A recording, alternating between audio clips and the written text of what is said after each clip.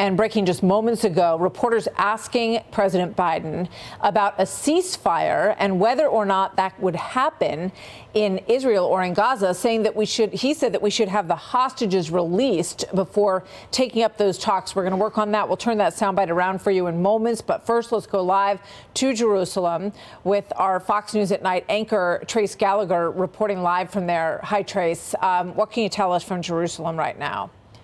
Well, we know, Martha, that this has been in the works for a while. You reported at the top of the show that you had two hostages, two elderly women who were released, one 79, one 84 or 85. We can tell you that they have now crossed the Rafah crossing into Egypt, will make their way back to Israel. But there was talk all day of releasing some 50 hostages, and Qatar was involved in this, and they would be dual citizens. And of course, those two hostages that were released at the top of the hour, Israel wanted that not to happen because they're afraid of this whole process of dribs and drabs, releasing two here and four there. And so now the president is asked, should there be a ceasefire? And he says there should be a ceasefire until all the hostages are released. You're going to play the sound in a minute. What's fascinating about this is that Hamas knows that they've got valuable people. And if this ground invasion happens, the lives of those hostages, Martha, it's unclear what happens to them. You talk to the IDF forces, and as much good intelligence as they have, they still cannot go in and locate exactly where these hostages are. Many IDF people tell us they are probably being moved. So trying to get the intel to identify where they are is going to be tough. And this is a great tactic for Qatar and Hamas to be able to slow down this ground invasion.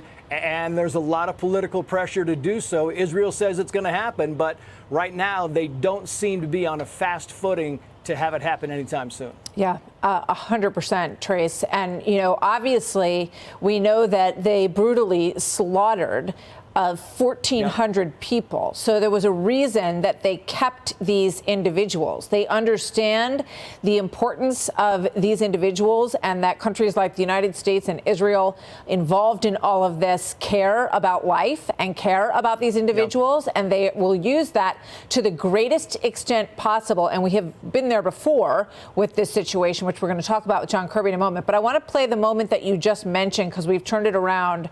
President Biden was speaking about the economy, about Bidenomics and things along those lines. He was shouted a question about the ceasefire and the hostages. Little difficult to hear, but let's play it so you can take a look.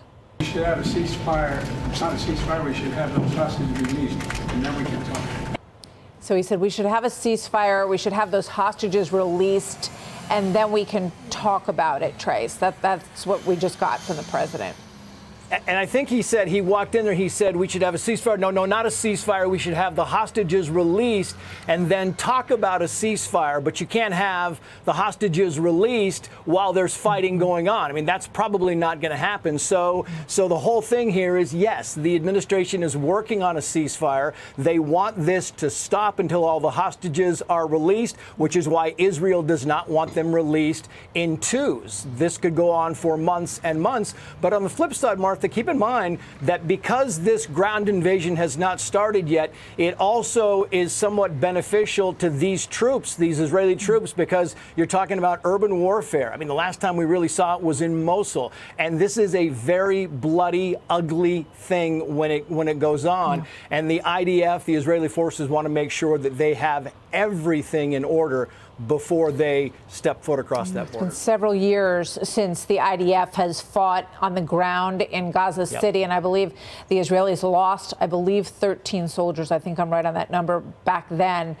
So obviously a lot of concern, and those who are in a big rush for this to get underway. Obviously, there's good reason for some of the caution that we're seeing around all of this as those families wait for those hostages to come home.